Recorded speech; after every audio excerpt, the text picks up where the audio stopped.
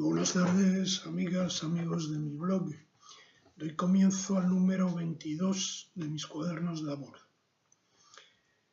Se cumple hoy, 11 de marzo del 2017,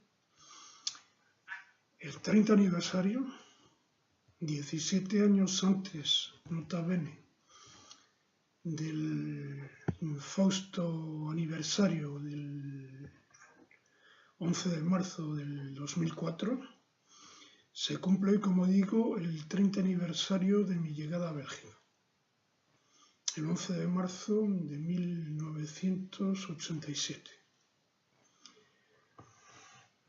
30 años. El mundo ha cambiado, lo menos que se puede decir. Cambiado varias veces además.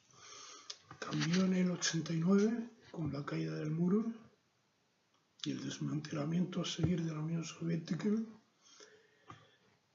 Cambió años después, en el 2010, diciembre del 2010 y enero del 2011, y a partir de ahí, con las llamadas primaveras árabes y todo lo que se siguió, y habrá vuelto a dar otra voltereta espectacular desde hace unos meses, como todos podéis daros cuenta.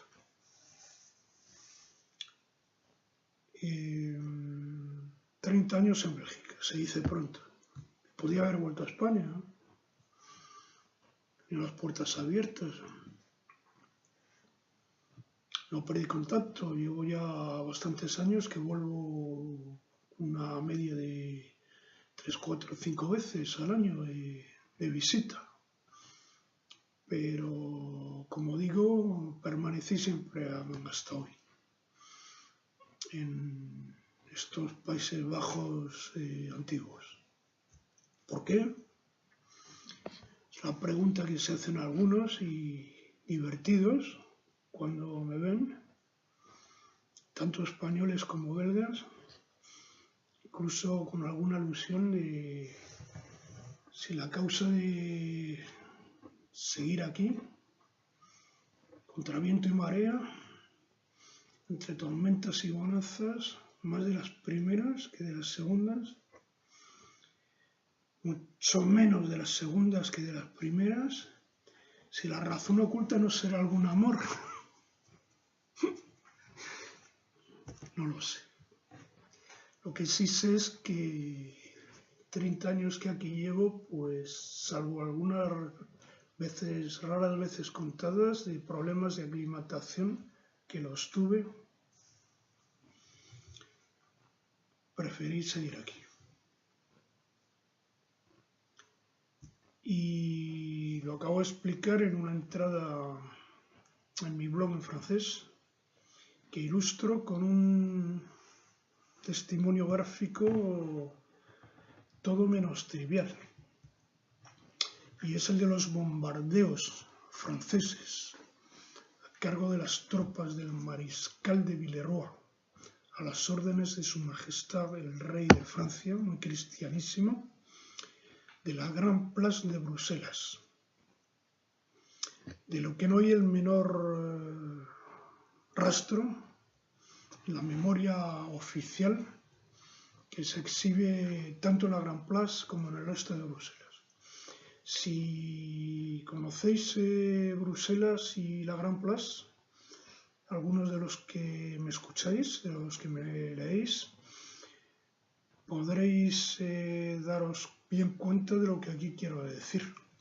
Entráis en la plaza por la parte de abajo, a la derecha tenéis la fachada del edificio del consistorio, estilo gótico civil, y justo enfrente otro edificio en gótico civil, donde figura a la entrada una lápida recordatoria,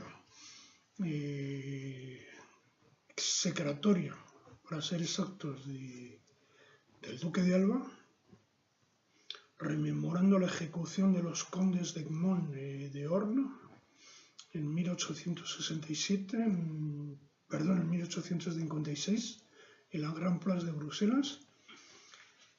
Y si seguís por la misma acera, un poco hacia arriba, hasta el final de la Gran Place, se suceden una serie de fachadas de estilo español, del periodo español, de la fase tardía del periodo español en Bélgica, de los tiempos del reinado de Carlos II, el último de los Austrias. Todos esos edificios, incluso otros de la Grand Place, fueron destruidos por los bombardeos franceses en 1695.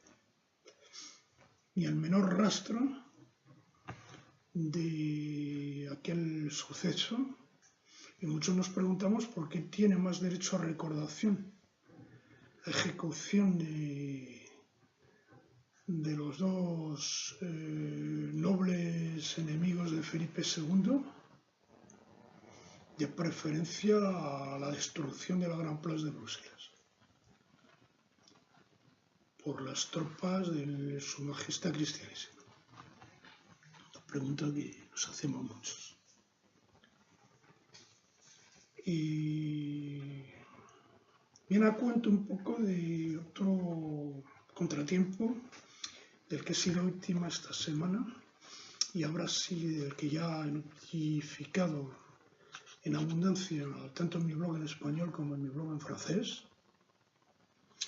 y habrá sido la carta que recibí en mano el pasado lunes 6 de marzo en la Biblioteca Real de Bruselas, que vengo frecuentando hace un montón de años, desde hace, digamos, 10-11 años prácticamente a diario, donde tenía reservado un pupitre en la sala de investigadores, salle de travail en francés, una carta en la que se notificaba mi exclusión de la Biblioteca Royal por un periodo de un año, acusado de acoso sexual, SIC,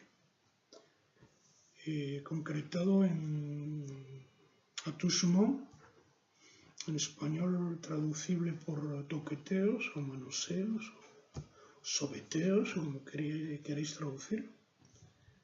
Avance es una palabra complicada, difícil de traducir en español. Avance se puede traducir en español tanto por flirteo como por piropo. Piropo en francés de Francia no existe, en francés de Bélgica es inexistente. No existe, que ya es sintomático de por sí. Y en el contexto del francés de Bélgica y en el contexto de esta carta, avance quiere decir flirteos y como insinuaciones. Y attouchement, avance y alusión sexual indesirable, alusiones sexuales indeseables.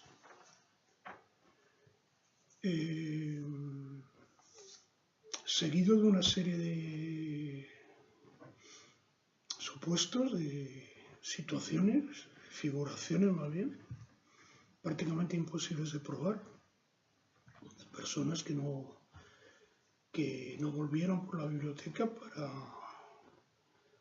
para evitarme, o de personas que se van, dejan la biblioteca antes de la hora de cierre para evitar encontrarse conmigo a solas, encontrarse conmigo a secas,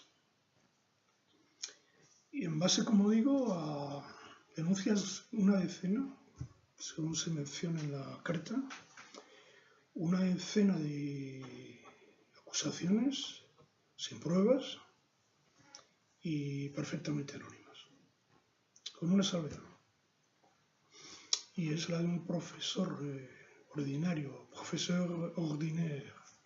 de l'ULB, Universidad Libre de Bruselas,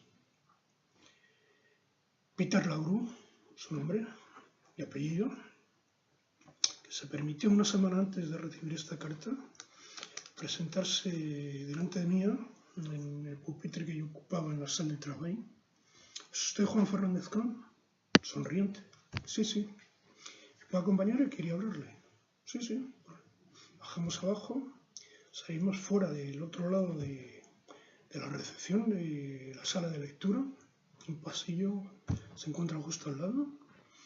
empezó a soltar por la boca todas las acusaciones de las que me veo objeto en la carta, y no contentos, ni corto ni perezoso, llegó a las manos. No llegamos a las manos porque inmediatamente me desasí y me dirigí a la entrada, a la recepción, al agente de la seguridad para ponerle al corriente de la situación.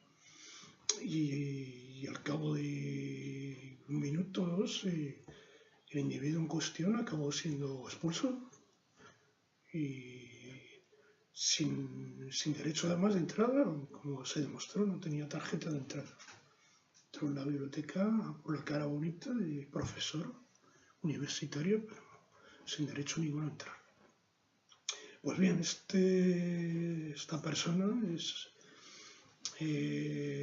director en la ULB de un grupo de investigadores, un Groupe de Recherche en francés, en el cual se encuentra la persona, una joven investigadora, que yo presumo encontrarse detrás de toda esta maquinación. No se puede llamar de otra forma, un montaje prefabricado de una pieza hasta la última.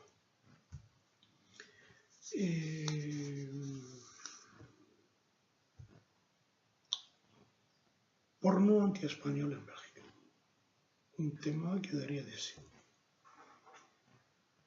Una literatura de ensayo, incluso en la poesía. Como lo ilustra el célebre filme La Kermesse Héroïque, un filme con el que se rió Europa entera a mediados de la década de los años 30, incluso en España. No hubo nadie en España, como lo acabo de subrayar en una de mis últimas entradas, no hubo nadie o prácticamente nadie que cayera en la cuenta de la carga insidiosa e infamante y calumniosa de este filme de tanta risa.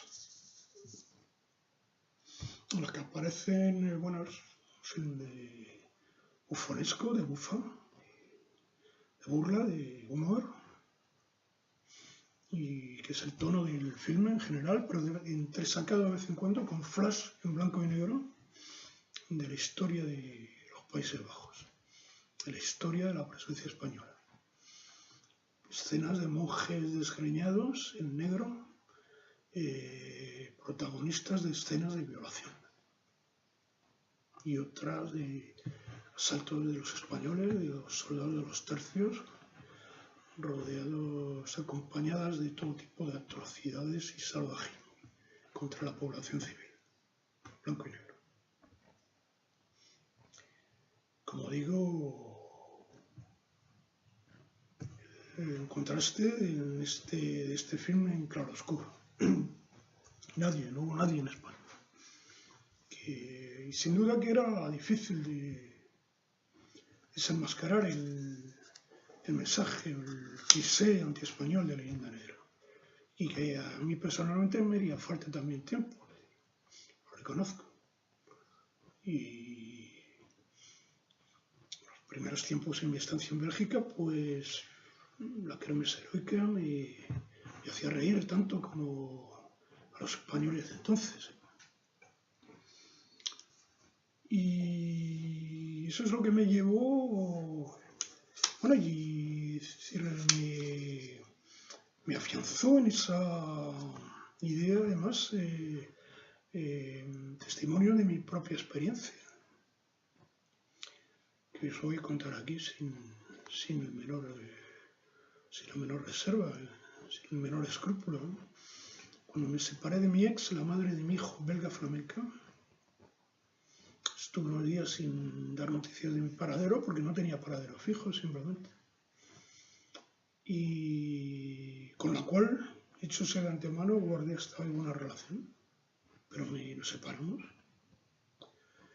Pues bien, en aquellos días que estuve sin dar noticias de mi paradero, una de sus amigas le insinuó piadosamente que lo más prudente era preguntar al puesto de policía más cercano a ver si no había habido en el parque cercano a nuestro domicilio en Amberes violaciones en las últimas horas. ¿Cómo lo oís? Y no acabó ahí la cosa. Tiempo después vivía yo ya separado en Bruselas. Dos amigas mías belgas enzarzaron una pelea entre ellas por motivos que me escapan un poco, lo confieso. Una de ellas fue a presentar denuncia y en la denuncia salió a relucir mi nombre. Convocatoria fulminante, inmediata, toda una mañana de interrogatorios a cargo de 3 inspectores, uno de los cuales el que llevaba la voz cantante interrumpiéndome en un minuto sí, otro también. Bueno, eso lo tendrá usted que explicar a tribunal. ¿Por qué no se vuelve usted a su país? ¿Y por qué no se busca amigas españolas usted? Todo ese tenor, durante 2 o 3 horas. Al final salí vertical, como dicen los portugueses, sin el menor cargo, que no me llevó nunca, como no podía ser menos, que me iban a acosar. Y si hubiera sido otra nacionalidad, estoy convencido que el trato hubiera sido diferente. Por todo eso y mucho más, por razón de trayectoria de los 30 años que llevo en Bélgica, marcados por una situación inestable total en el plano social y profesional y por los fregados judiciales de los que me vi envuelto también. Por todo ello y mucho más, decidí no dar importancia al tema, en vez de pasarlo en silencio como estaba tentado de hacerlo. Dar a este tema la importancia que tiene y que se merece.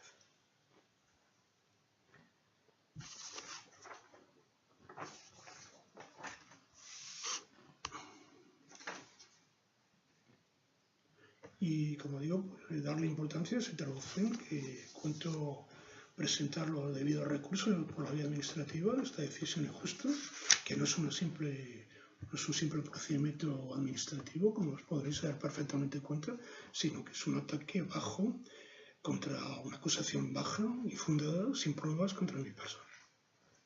No es un simple procedimiento disciplinario. Es mucho más que un simple procedimiento disciplinario. Por eso digo que decidió darle la importancia que tiene el tema. Y la semana habrá estado marcada también por unos días antes, nota bene, o en la víspera, nota bene, de recibir la carta de exclusión de la Biblioteca Real, de un largo artículo publicado en el diario portugués Diario, dedicado a mi persona, en la perspectiva del próximo viaje del Papa Francisco a Fátima. Diario era un periódico portugués que, si mi memoria no me falla, existía ya cuando salí yo de Portugal o salió a la calle muy poco después. Un periódico de izquierdas y, si mi memoria no me falla, entonces en la órbita del Partido Comunista Portugués. Pues bien, el artículo, para mi gran sorpresa, es bastante lenitivo, bastante, digamos, comprensivo. Prácticamente sin nada de animoso, de beligerante en contra mía, como fue la tónica de antiguo en la prensa portuguesa a mi respecto. Es una joven portuguesa y una joven periodista de una nueva generación que no me conoció y que sin duda se ve un poco extrañada leyendo mi trayectoria, las fatigas y aventuras de mi trayectoria. Y como ya digo, bueno, me dedico a un artículo bastante objetivo, que se ve concluido, y toco madera, con una alusión a posible interés y atención que podría merecer a instancias policiales tanto en Portugal como en España o en Bélgica ante la próxima visita papal, como ocurrió en el 2000 cuando fui objeto de un mandato de captura de Interpol, cuando yo viviendo con domicilio fijo en Bruselas y en Bélgica desde hacía mucho tiempo antes. Y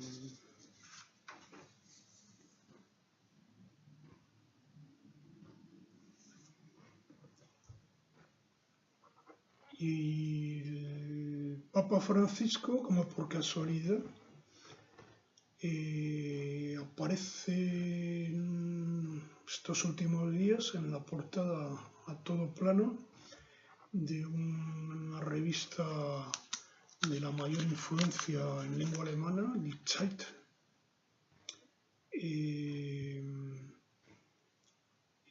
Una entrevista, un río de entrevista, como lo fue la entrevista que publicó El País hace cosa de un mes y medio, y en la que el Papa se le ve a todas luces en posición defensiva. Los resultados especialmente de los pasquines antipapales que aparecieron en Roma, en las calles de Roma hace unas semanas. Y es curioso que las dos últimas entrevistas o ríos de entrevista papal hayan tenido lugar, la una en El País, diario español, y la otra en un semanario de lengua alemana.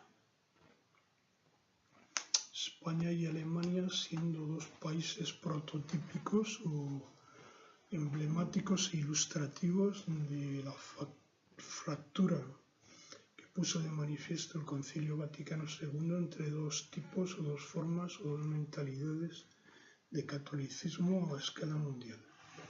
De un lado, el catolicismo europeo del norte de los Pirineos, tanto el de Francia como el de Bélgica, como el de Alemania, como el de Austria. Y en el otro lado de la línea divisoria, los países de cultura latina, España, Italia, los países lusohispanos,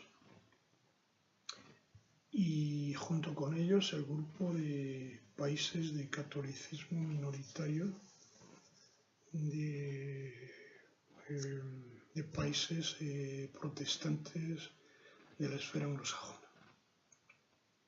Estados Unidos, catolicismo de los Estados Unidos, el catolicismo inglés, el catolicismo australiano, el catolicismo irlandés también, dicho sea por asimilación.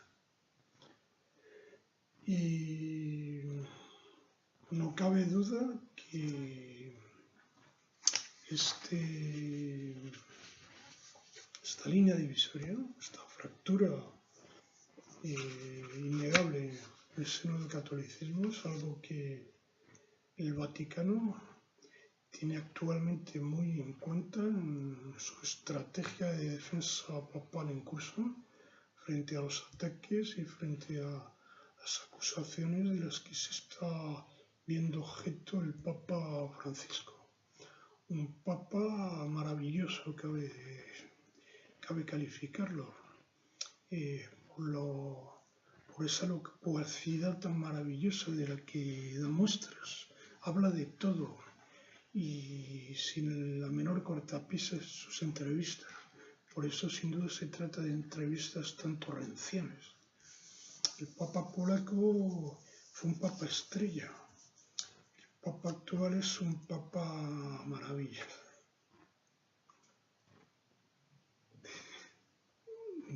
Dicho sea sin la menor acrimonia. Un Papa que está suscitando una irritación creciente en el mundo y especialmente en Europa, ante la tesitura tan dramática en la que nos encontramos los países europeos enfrentados a una amenaza de invasión silenciosa, cada vez más masiva y cada vez menos silenciosa. Y bueno, es más o menos lo que os quería decir, amigas y amigas de mi blog. Como digo, en pie, salir adelante de este asunto sin la menor duda en el que me veo envuelto. Buenas tardes, amigas y amigos.